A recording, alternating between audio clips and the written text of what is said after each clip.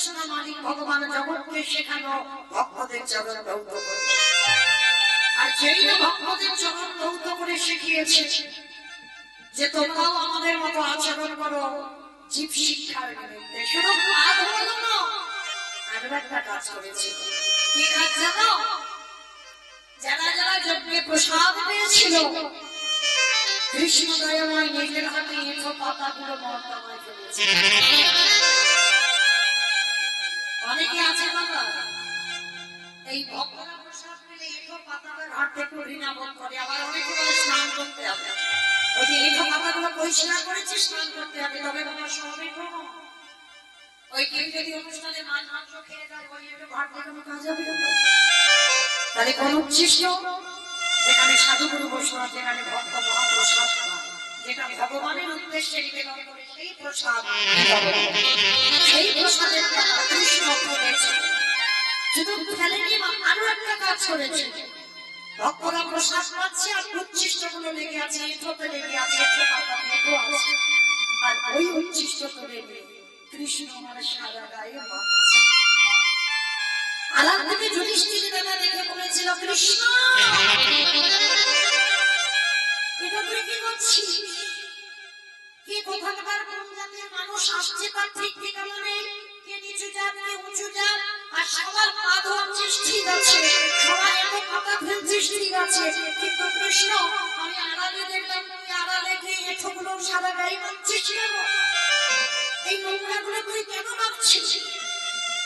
ভগবান এসে বলেছিল, দাদা এ তো আমার কর্মফল। সে কি কৃষ্ণ তুই আমার পাপ করিস? করি না, সবাই পাপ করে, সবার বিচার আমি করি। আর বাবা যে বিচারকের জায়গায় বসে সে যদি অন্যায় করে, সে যদি পাপ করে, তাহলে তার বিচার করবো। ভগবান বললেন আমার বিচার কাউকে করতে লাগে না, আমার বিচার আমি নিজেই করি। সে কি কৃষ্ণ তুইও আমার পাপ করিস? কি আমার পাপ করেছিস কৃষ্ণ? বলে দাদা পাপটা তো আমি ব্যাপারেতে করি না, পাপটা করেছিলাম ত্রেতা যুগে রঘুপতি রামচন্দ্রের রাম অবতারে পাপ করেছিলিস। কি পাপ? বলে জানো দাদা আমি নিজের হাতে একটা মণিপুত্রকে হত্যা করেছি। মণিপুত্র সে কে? বলে বিশ্বের সবার মনের ছেলে, যার নাম ছিল রাবণ রাজা। রাবণ রাজাকে নিজের হাতে হত্যা করেছিল রঘুপতি রামচন্দ্র অকাল বোধন দুর্গা পূজা করে। জানো তো যে দুর্গা ঠাকুর আপনারা দেখতে যান আশ্বিন মাসে, ওই দুর্গা পূজাটা করেছিল রঘুপতি রামচন্দ্র। কেন করেছিল? শুধু রাবণকে বধ করবার জন্য। আর ওই দুর্গা পূজাটা করেছিল রাবণ রাজা। তাহলে কত বড় ভক্ত ছিল এই রাবণ। তবে বাবা একটা কথা বলি, আমরা রাবণের একটাই কথা আপনারা চলতি কথা মেনে নেন, অনেক সংসারেও বলবো। কথাটা কি না, তুই হলি আমার ঘর শত্রু নিবেশ, বলি না তুই আমার খাস, আমার বাড়ি থাকিস, আর আমার বাড়ির গল্পগুলো লোকের কাছে বলে তুই হলি ঘর শত্রু নিবেশ। কিন্তু মাইরা এটা আপনাদের কথা নয়, আমারও কথা নয়, কথাটা বলেছিল রাবণ রাজা লঙ্কার মাটি। কবে বলেছিল জানো?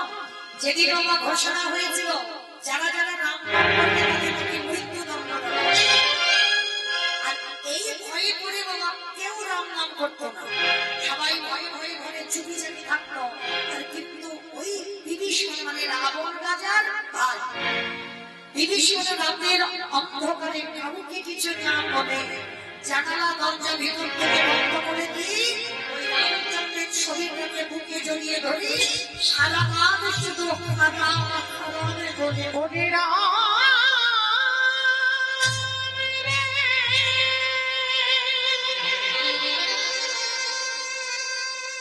একেবারে দেখা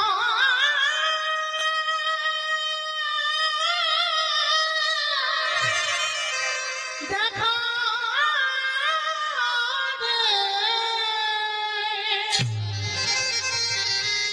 ওরে তুই না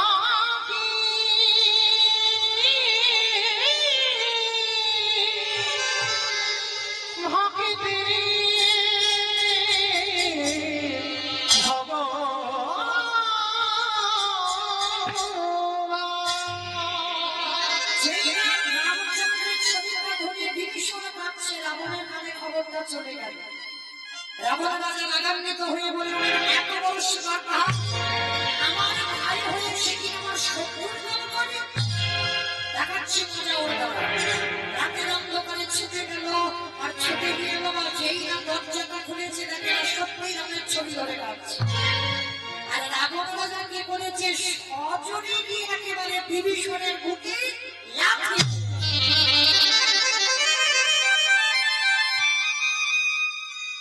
এই জায়গাটা একটু আস্বাদন করবেন বাবা। ভাই ভাই যদি কেউ থাকো, এই রাবণ আর বিভীষণের চরিত্রটা তাদের শোনা খুব দরকার, খুব প্রয়োজন। এগুলোই তো বাবা জীব শিক্ষা, এগুলো তো সমাজের শিক্ষা। এই যে গৌরবিতা এরা তো ভাই কীর্তনটা করছে, এই জগতে ভাই ভাই কেমন হই আমরা? ভাইয়ে ভাইয়ে লাঠালাঠি হয়, ভাইয়ে ভাইয়ে খুনোখুনি হয়, ভাইয়ে ভাইয়ে জায়গা জমিতে শিল মোটা হয় না? বেড়া দিয়ে দেওয়া হয়, এটা আমার জায়গা, এটা আমার জায়গা, ভাই ভাই জায়গা ভাগাভাগি হচ্ছে। আবার দেখবেন বাবা ভাই ভাইয়ে মামলা পর্যন্ত চলে, পাঁচিল তুলে দেওয়া হয়, এক ভাই আর এক ভাইয়ের মুখ পর্যন্ত দেখে না। এক ভাই যদি মরেও যায়, আর এক ভাইয়ের এতে কোনো যায়ও আসে না। হৃদয়ে এখনো কোনো অপরাধ থাকে না যদি ছোট ভাই মরে যায় বা বড় ভাই মরে যায়। কিন্তু মায়েরা এগুলো আপনাদের সঙ্গে হয়, এগুলো আমার সঙ্গে হয়। রাবণ বিভীষণ এরা এমন ভাই, ভাই ভাইয়ের কেমন চরিত্র হওয়া উচিত বাবা শিখে নেন। আশীর্বাদ করে যাবেন, এরা দু ভাই যে কীর্তন করাচ্ছেন, এদের যেন স্বভাবটা, এদের চরিত্রটা মৃত্যুর আগের দিন পর্যন্ত যেন এমনই থাকে। যেই না সজনে লাথি পেরেছে, একটা কথা মনে রাখবেন বাবা, বড় দাদা মানে পিতার সমান, আর বড় দিদি মানে মায়ের সমান। হয়তো তুমি ছোট হয়ে অন্যায় করোনি, বড়ই অন্যায় করেছে, তুমি জানো, সমাজের লোক জানে বড়জন অন্যায় করেছে, কিন্তু বাবা শাস্ত্র কোনোদিন বিধান দেয়নি তুমি ছোট হয়ে বড়র গায়ে হাত দাও, এ বিধান নাই। হয়তো তুমি ছোট অন্যায় করোনি, বড় তোমাকে মারতে পারে, হয়তো তুমি দোষ করোনি, বড় হাজারবার তোমাকে মারতে পারে, কিন্তু ছোট হয়ে ভগবান বিধান দেয়নি তুমি বড়র গায়ে হাত করবে। আর যারা এই পাপ কাজগুলো করে বেড়ায়, ভগবান বলেন সেই পাপকে আমি জীবনেও ক্ষমা করি। ওই জন্য এইগুলো একটু খুব শোনা দরকার বাবা।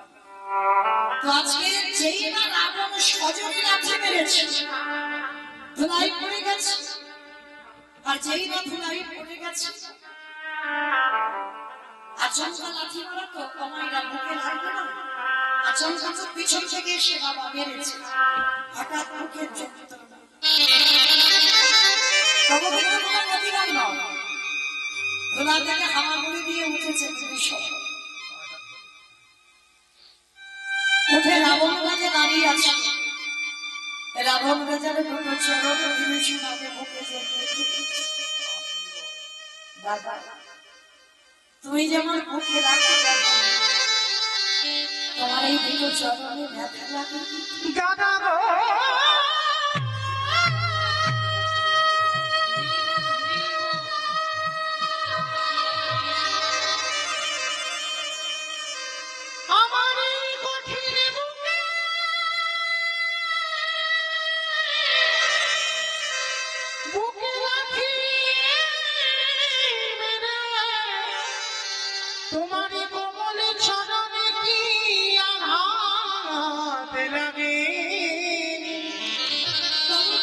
দাদা গো একেবারে বলো বলো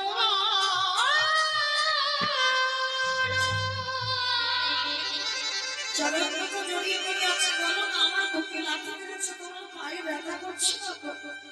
আমার লাথি মেরে ফেলে দিয়ে বললো দূর হয়ে যা ধর্ষাত্র বিভীষণ, আমার ভাবি আমার পরিবার আমার শত্রুর নাম জপ করবে, এই রাতে রক্ত করে আমার বাড়ি থেকে বেরিয়ে যাবে, কারণ সকালবেলা উঠে যেন তোর পক্ষ আমার দেখতে না হয়। একটা লাথি মেরে ভাইকে বের করে দিয়েছে বাড়ি থেকে। এগো মায়েরা, জগতে এমন ভাই আছে কেউ দেখাতে পারবে? এইরকম চরিত্রের ভাই ছিল রামায়ণে আমার ভরত ভাই। 14টা বছর রামের জীবন ধর্মকে রাষ্ট্রে বার করেছে। কেন? এই যে আমরা ভাই ভাই ঝগড়া করি না, জায়গা জমি, ভরত বলেছে দাদা যে জায়গাটা তোমার জায়গা, ও জায়গাতে তুমি বুঝতে পারবো। রামচন্দ্র এই বলে বনবাসে ছিল বলে রামচন্দ্রের খড়গের আশীর্বাদে রেখেছে। 14টা বছর খড়গের নিচে বসে রামচন্দ্রের খড়গ ছিল। যার জন্য তো আমার ভগবানের হৃদি হয়ে গেল, আর সেই ভরত সুদামা হয়ে গেল, যেদিন বালক হয়ে গেল। 14 বছর খড়গ সেবা করলো বলে ভগবান সুদামার চরণ দৌত করে চরণ ধোয়া জল পান। এটা সিস্টেম হয়ে আছে বাবা, কারণ ওদিকে রেখেছিল যেমন করে ভগবান সেই পাপটা খণ্ডন করেছে, ওই জন্য ভক্তের চরণ ধোয়া জল পান করেছে। তাহলে এদের বলে ভাই, আমরা পার্থিব জগতে এগুলো ভাই বলবো, আমরা কেউ ভাই বলবো। ভাই ভাই যদি হবে তাদের চরিত্র, তাদের স্বভাব এমন হওয়া উচিত। তা যেই না লাঠি মেরেছে বিভীষণ বলে উঠল, ঠিক আছে বাবা, চলে যাচ্ছে। শতবারে ডাকলেও তোমার চরণে আমার নয়, যার সাত করে কেউ নেই সে আবার বলে চলে যায়। আমি কোথায় আমার লঙ্কায় আসতে হবে। একটা লাঠি খেয়ে বেরিয়ে গেল ঘর থেকে রাত্রে। আচ্ছা বলো তো, মাঝে মাঝে আমাদের ছেলে মেয়েরা খুব অন্যায় করে, হয়তো ছেলে মেয়ে বড় হয়ে গেছে, এমন অন্যায় করলো বাবা মা চর্চা করে বসিয়ে দিল।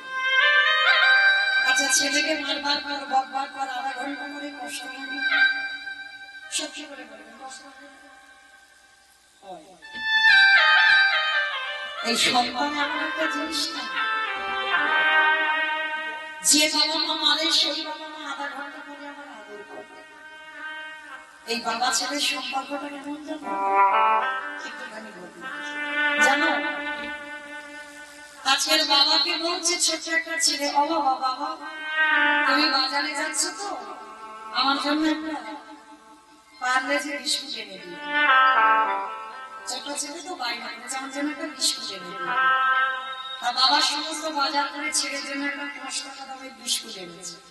ছেলেটার হাতে বিস্কুটটা দিয়েছে, আর ছেলেটার প্যাকেটটা ছেড়ে বিস্কুটটা দাঁড়িয়ে দাঁড়িয়ে খাচ্ছে। তা বাবা ছেলেটার কাছে গিয়ে বলছে, বাবা খোকা একটা বিস্কুট দে না বাবা। তো ছোট ছেলে তো ছেলে বলছে, ও ঠাকুমা দেখো একটা বিস্কুটের প্যাকেট এনে দিয়েছে, আমার বাবা আমার কাছে বিস্কুট চাইছে, আমি দেবো না। বাবা বারবার বলছে দে না বাবা একটা বিস্কুট। ছেলে জেদ ধরে বসে আছে, আমি দেবো না দেবো না দেবো। ভালো করে বুঝবে বাবা, এই জায়গাগুলো অনুভব করতে হবে। বাবা ছেলের জন্য 5 টাকা দামের বিস্কুট এনেছে, আর একটা 5 টাকা দামের বিস্কুট এনে বাবা খেতে পারতো না, পারতো। তাহলে বাবা ছেলের কাছে কেন চাইছে? শুধু চাইছে না, ওই প্যাকেট থেকে দিলে হবে না, ওই যে ছেলে একটা কামড় দিয়েছে ওই বিস্কুটটা দিতে হবে। কেন? ওই যে ছেলের ঠুটি লেগে আছে, ছেলের মুখে ঠুটি লেগে আছে, ওই ছেলের হাত থেকে বাবা ওই বিস্কুটটা খাবে। বাবাকে যেতে খিদের জন্য চাইছে না, বাবা ছেলে ভালোবাসা ঠিক সেই বাবা যখনই ছেলেকে কষ্ট দেয়, আধা ঘন্টা পরে বাবা মাও কষ্ট পায়। তাহলে বাবা মা যদি কষ্ট পায়, তাহলে রাবণ ভাইকে লাথি মেরে কষ্ট পাইবে। কষ্ট পাইনি, সারা রাত রাবণ ঘুমায়। কে বলে রাবণের চরিত্র ভালো নয়, রাবণ খারাপ লোক? শুধু লোকের বাইরেটা দেখতে হবে না, কোনো কোনো মানুষের দেখবেন বাইরেটা খুব কঠিন হয়, কিন্তু ভিতরটা খুব ভালো। আবার দেখবেন কোনো কোনো মানুষের বাইরেটা দেখলে খুব শান্ত খুব ভালো, কিন্তু ভিতরটা খুব কঠিন। এটা হয়। তো রাবণ কাছে ছিল তেমন, বাইরেটা কঠিন ভিতরটা নরম। ভাইকে তাড়িয়ে দিয়ে সারা রাত রাবণ ঘুমাচ্ছে, শুধু মনের ভিতরে একটাই কথা ভাবছে, না জানি ভাইটাকে লাথি তুললাম কোথায় না জানি ঘর হোক একবার দেখে আসবো ভাইটাকে। কারণ রাবণ তো ভালো করে জানতো ও আমার লাঠিটা খেয়ে কত দূর যাবে। এই জায়গাটা ভালো ভাবে শুনবে। তা ভোর হতে না হতে একেবারে রাবণ কাছে গিয়ে দাঁড়িয়েছে কোথায়, যেখানে মানুষ চলে যাচ্ছে, গিয়ে ডাকছে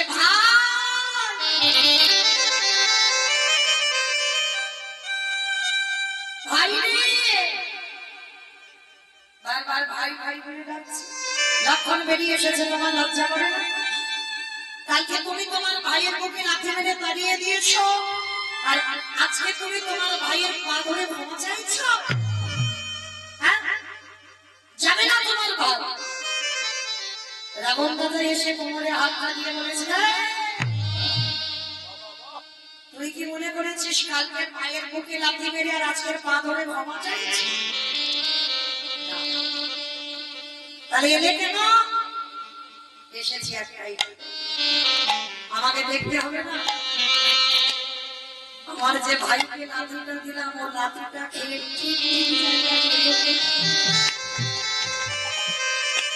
ও যে লাঠিটা খেলো, লাঠিটা খেয়ে ঠিক জায়গায় এলো কি আমায় দেখতে হবে না? তারপরে সে বলছে রাবণ এইরকম ভাইকে কেউ লাঠি মারছে?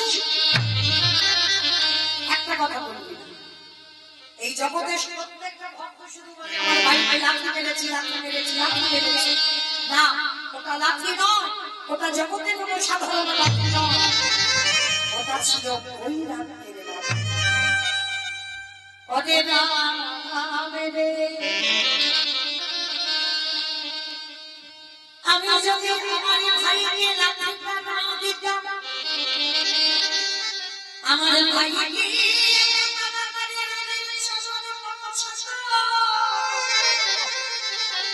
ওই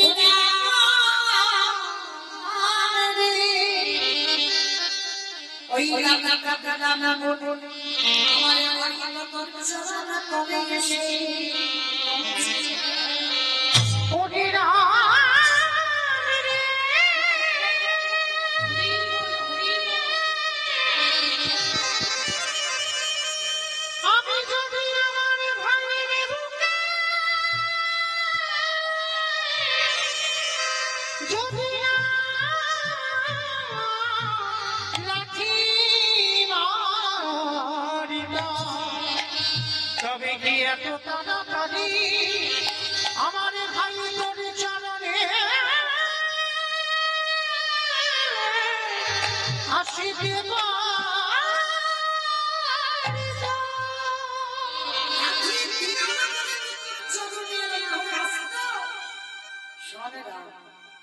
ওই ভাইকে লাঠি মেরে কলির মানুষদের একটা শিক্ষা দিলাম। কি শিক্ষা? পরে কলির জ্ঞান হচ্ছে তোদের সবাই গিয়ে একদিন লাঠি ছাটা খেতে হবে। এই জায়গাটা ভালো করে শুনছেন, প্রত্যেককে লাঠি খেতে হবে। কিরকম? আজ আমাদের সাধারণ দুটো চোখে পড়ছে, তো হাত ধরে রোজগার করে সংসারে দিতে পারছ, তুমি চোখে দেখতে পাবো কাজে শুনতে পাও, এই মনের নাম বলতে পারো তোমার সংসারে প্রিয় চলছে, এই সংসারে তোমার ভালোবাসছে, কিন্তু যেদিন তুমি ভালো করে তোমাকে পারবে না, যেদিন হাতে ধরে দিতে পারবে না, যেদিন তুমি চোখে ভালো করে কিছু দেখতে পারবে না, আমি আর ভালো করে কিছু শুনতে পারবে না, যেদিন জিহ্বাকে কিছু ভালো করে বলতে পারবে না, যেদিন বিছানায় পায়খানা প্রস্রাব করবে, এই সমস্যা তোমাকে ভেতর থেকে নিচে নামায় পায়খানা করে পড়ে থাকবে। এই সংসারের জাতের জন্য তুমি হাত খাটুনি খেলেছো, এই সংসারে তোমার একদিন ভালোবাসবে, দুদিন ভালোবাসবে, 15 দিন ভালোবাসবে, জোরে 1 মাস ভালোবাসবে, জোরে 1 বছর ভালোবাসবে, তারপরে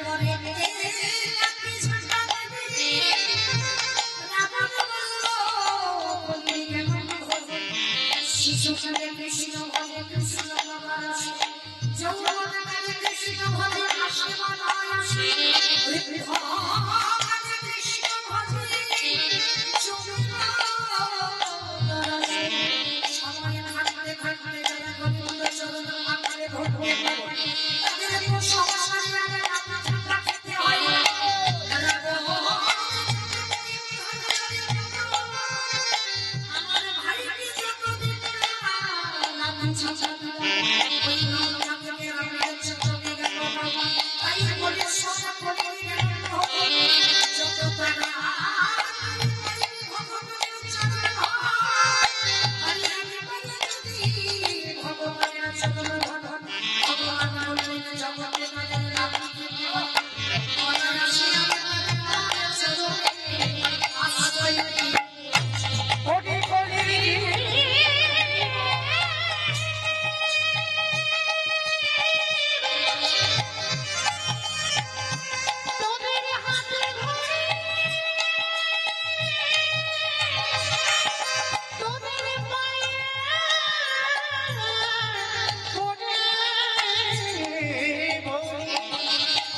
সময়ে থাকতে থাকতে একেবারে গোবিন্দ চরণে আসনা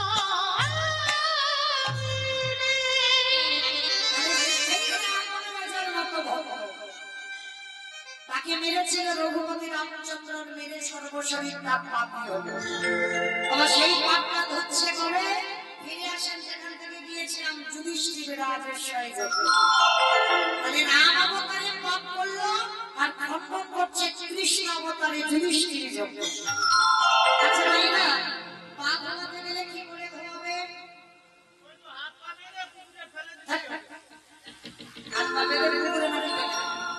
পাত্রে জল নিতে হবে ঘটি নিতে হবে আর যার পা ধোবো বাবা তার কাছে আমার মাথাটাকে নিচু করতে হবে বিশ্বের শ্রেষ্ঠ মালিক ভগবান আজকের পা ধোয়াবে বলে যজ্ঞের দরজায় দাঁড়িয়ে আছে অগ্নিদেব পবনদেব বরুণদেব ইন্দ্রাণী ব্রহ্মা সাবিত্রী শিব দুর্গা সব পদ দাঁড়িয়ে আছে এমন সময় জগৎ জননী মা বাবা ভোলানাথকে ডাকছে কামনা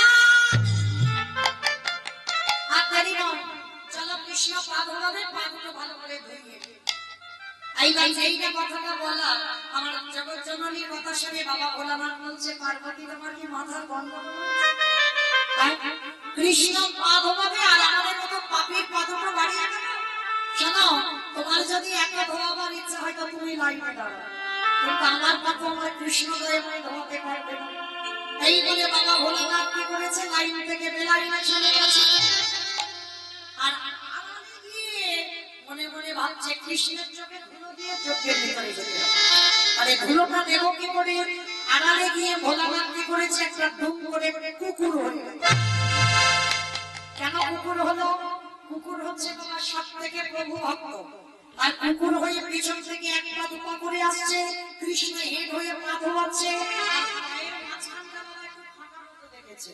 আর বাবা ভোলানাথ মনে মনে চিন্তা করলো ওই জায়গা থেকে ঢুকে চোখের ভিতরে চলে আর কৃষ্ণ পা ধোয়াতে পারবে বাবা ঠাকুর এই জায়গাটা আমার বৈষ্ণব ঠাকুরের একটু বোঝার হলো কি ভাই না জগতে বাবা এই যে আমি দাঁড়িয়ে আছি মুখটা পিছনটা তো আমি দেখতেই পাচ্ছি না সামনে যতদূর আমার চোখ যাচ্ছে ততদূর দেখা যাচ্ছে কে কীর্তন শুনছে কে শুনছে না কে পাখার বাতাস খাচ্ছে কে হেসে যাচ্ছে কে কেঁদে যাচ্ছে আর কে বসে বসে আমি দেখতে পাচ্ছি না আমার চোখে ধুলো দেওয়া যায় কিন্তু যে ছেলে পাখি করি বাংলা হাতে আগে তার চোখে ধুলো দিতে পারবে সময় মতো খাতা কলমে লিখে ঘরে পৌঁছে দেবে তাহলে কৃষ্ণের চোখে ধুলো দেওয়া যায় না যেমন বাবা গৌতম মুনির স্ত্রী ছিল অহল্যা তাই তো পঞ্চসতীর মধ্যে একজন সতী ছিল অহল্যা তা এই অহল্যা মা যখন সতীত্ব নাশ করলো দেবরাজ ইন্দ্র গুরু পত্নী হরণ করলো তখন গৌতম মুনি অভিশাপ দিল কি সর্বাঙ্গে হবে করে ভোগ চিহ্ন সেটা পরবর্তীতে আসতে বাদে হলো সহস্র চোখ মানে দেবরাজ ইন্দ্রের শরীরে সহস্র চোখ কিন্তু তার থেকে তোমার কৃষ্ণের শরীরে বাবা আরো চোখ বেশি চারদিকে ঘুরে ঘুরে বেড়াচ্ছে কে কি করছে দেখি কারণ ভগবান মন্দিরে থাকে না ভগবান তীর্থে থাকে না ভগবান মানুষের হৃদয় থাকে না, থাকে কোথায়? যেখানে ভক্ত গুণান কীর্তন নাই, সেইখানে প্রভু আমার অবস্থান। তার বিশ্বাস আছে না আছে বলতে পারবো না, আমার বিশ্বাস কোন না কোন জায়গায় দাঁড়িয়ে কোন রূপ ধরে প্রভু এই হরি কথা শ্রবণ করছে। আজকের বাবা ভগবান এই হয়ে পা ধোয়াচ্ছে, আর বাবা ভোলানাথ ওই কুকুর রূপ ধারণ করে কৃষ্ণের চোখে ধুলো দিয়ে ঝোঁকে যাও। পায়ের মাঝখানটা ফাঁকা মতো দেখেছে, পিছন থেকে ভোলানাথ একটা টোকা করে আসছে, আর এসে কি করেছে? কৃষ্ণ তো নিচু হয়ে আছে, দেখতে পাচ্ছে না, আমরা দেখতে পাচ্ছে না, কিন্তু দেখতে ঠিক পাচ্ছে। পিছন থেকে এসে সবে ওই পায়ের ফাঁক দিয়ে মাথাটা, আর যেই না মাথাটা দেওয়া, কৃষ্ণ হাঁটু দুটো নিয়ে কুকুরের কানের কাছে চেপে, আর যেই না কানের কাছে চেপে দিয়েছে, কুকুর কি করবে? কেউ কেউ করবে, বারবার বলছে কৃষ্ণ কৃষ্ণ কৃষ্ণ, বলে ছাড়বো বলে ধরি না, হে বৈষ্ণব হে বৈষ্ণব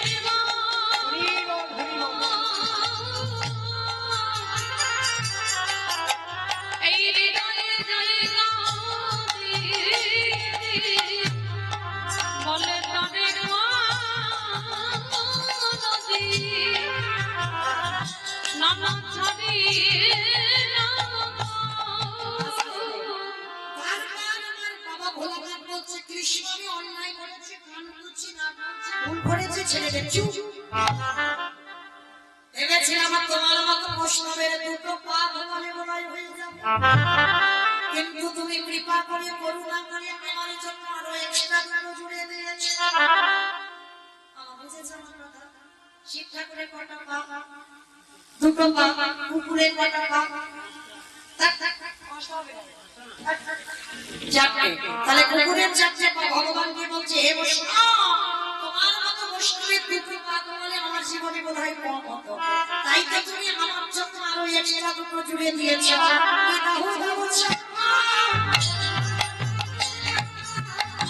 আমি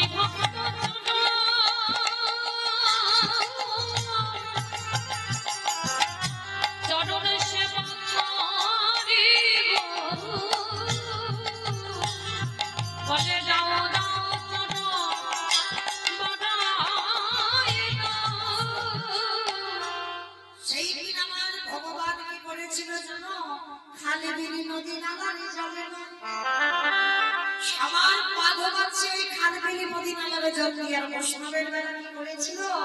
চারটে চরণ কুকুরের এক জায়গায় বেঁধে কৃষ্ণ আমার হৃদয় ভগবানের চোখের জলে দিয়ে কুকুরের চরণ ভুক্ত করে দিল। আর সেদিন পরম বৈষ্ণব বাবা ভোলানাথ কেঁদে বলেছিল, কৃষ্ণ আমি প্রতিজ্ঞা করলাম এই রাজশাহী যজ্ঞে আগত কলিকালে আর কোনদিন আমি শিব হচ্ছি না। কি বাবা প্রশ্নটা যেখানে করেছিলাম সেখানে আবার ফিরে এলাম। আমার প্রশ্নটা কি ছিল? সত্যতে শিব, ত্রেতাতে শিব, দ্বাপরে শিব, কলিতে শিব নয়। তাহলে কেন নয়? কেন কথা জানতে গিয়ে বাবা একটু রামায়ণ মহাভারতে গেলাম। কেমন? তাহলে সেদিন রাজশাহী যজ্ঞে বাবা ভোলানাথ প্রতিজ্ঞা করল, কৃষ্ণ আমি কথা দিলাম কলিকালে আমি শিব নয়, আমার দ্বৈত আচার্য গোসাই তুই আমার কৃষ্ণ নয়, তুই হবি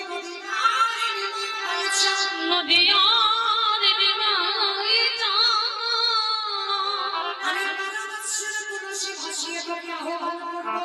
পৃথিবীতে কেন ডাকে নয়, আমার ডাকে তোকে বোঝো থেকে এই নদিয়ায় নামতে হবে।